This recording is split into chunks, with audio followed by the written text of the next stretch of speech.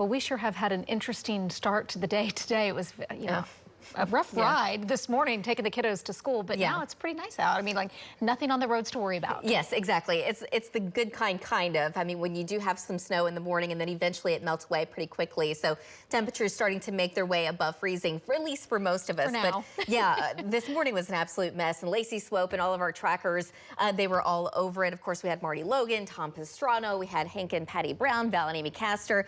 There were numerous wrecks, and a lot of semis were certainly involved. So there were some jackknife semis and semis that just kind of wrecked into each other also. But unfortunately, yes, it was an absolute mess. And you can tell that it doesn't take a lot of precipitation to cause a whole lot of problems. So we had the wind blowing all around. Of course, visibilities were reduced at times, but starting out this morning with temperatures down into the 20s and even just that light snow, and some of it started to melt a little bit. And so we had some freezing roadways. There were a lot of slick spots. So of course we had just numerous accidents. Now things are starting to improve. Let's go to Marty Logan's shot. And Marty Logan, he's up in Woodward. And Marty, it looks like the roads are starting to clear up a little bit. Give us an update.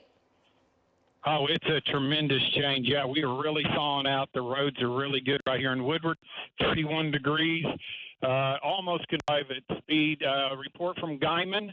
Roads are a little bit more snowpacked there. They are moving. And then farther out in Cimarron County, north of Keys, last night, 2 people were trapped by the blizzard. They were found this morning, and they were okay.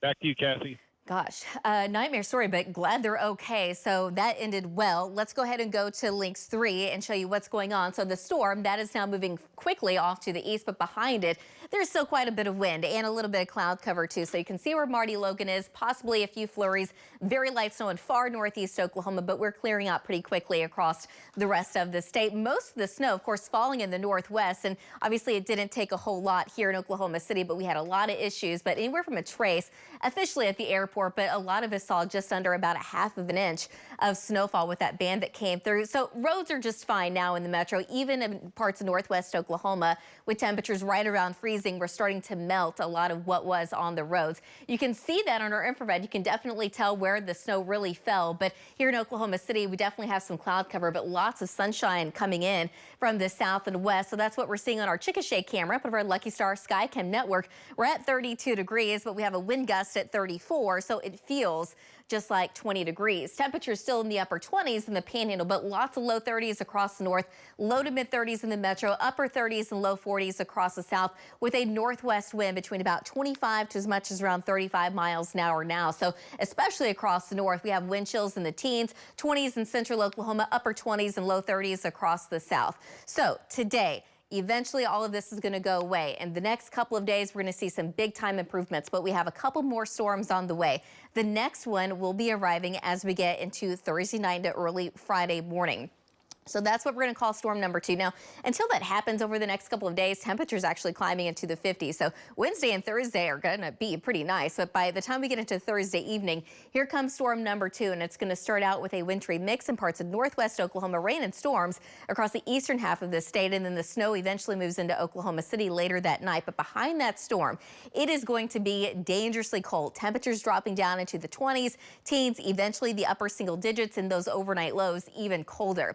Here's the thing, storm number 3 arrives by the end of the weekend. Right now, it's starting to speed up a little bit. It looks like Sunday is going to be our day where most of the snow will fall, but we're still going to have some snow even falling by early Monday morning. So Monday morning could certainly be a mess. And with that, we're expecting much colder air, calling it the Polar Express, and I'll show you that on the 9-day here in a moment. But today, temperatures are going to struggle to make it into the upper 30s in Oklahoma City, the mid 40s across the south, mid to upper 30s eventually across the north.